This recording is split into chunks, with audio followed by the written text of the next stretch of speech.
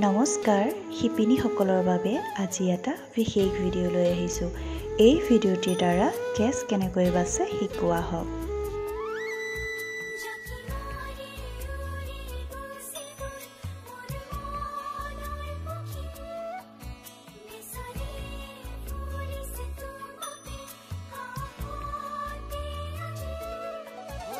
প্ৰথম কাঠিটো মই দুকণী এৰি দুকণীকৈ তুলিছোঁ। আপোনালোকে একণী এৰি একণীকৈ তুলিব পাৰে, নতুবা তিনিকণী এৰি তিনিকণীকৈও তুলিব পাৰে।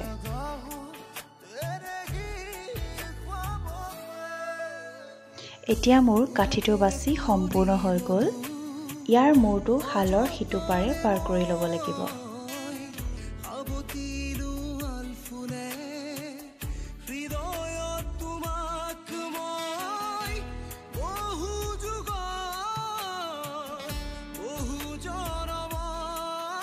এতিয়া মই মোৰ ডিজাইন অনুসৰি বটিয়াডাল ভৰাই লৈছোঁ। আপোনালোকৰ ডিজাইন অনুসৰি বটিয়াডাল ভৰাই ল'ব।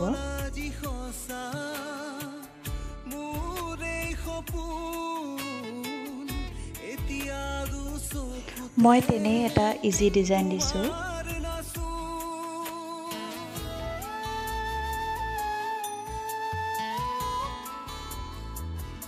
মোৰ এতিয়া বটিয়াডাল ভৰাই সম্পূৰ্ণ হৈ গ'ল।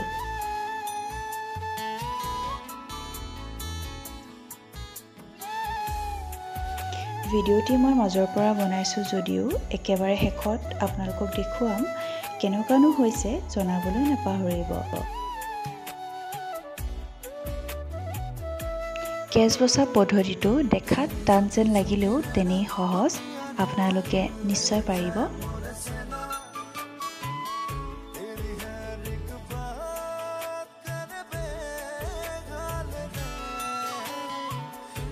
ইয়াৰ পিছৰ শাৰীটো ইয়াৰ ওলোটা হ'ব, মানে পৰি থকা ঘৰ উঠাব লাগিব আৰু উঠি থকা ঘৰটো পেলাব লাগিব।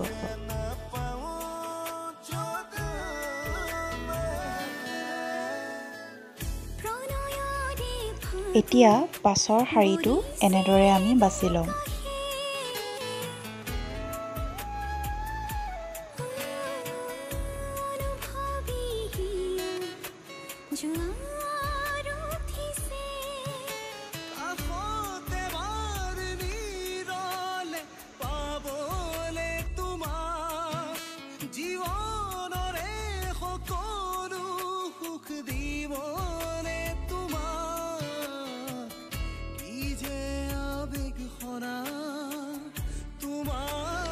কাঠিটো বাছি সম্পূৰ্ণ হোৱাৰ পিছত ইয়াৰ মূৰটো মই সিটো পাৰে পাৰ কৰি লৈছোঁ। আপোনালোকে দুটা কাঠি বাছি ল'ব। কেছ বাচিবলৈ অকল দুটা কাঠিৰে প্ৰয়োজন হয়। মই এনেদৰে এটা কাঠিত ব তুলি লৈছোঁ। ব তুলি ল'লে ফুল তুলিবলৈ সহজ হয়। এতিয়া বটিয়াডাল ভৰাই লৈছোঁ।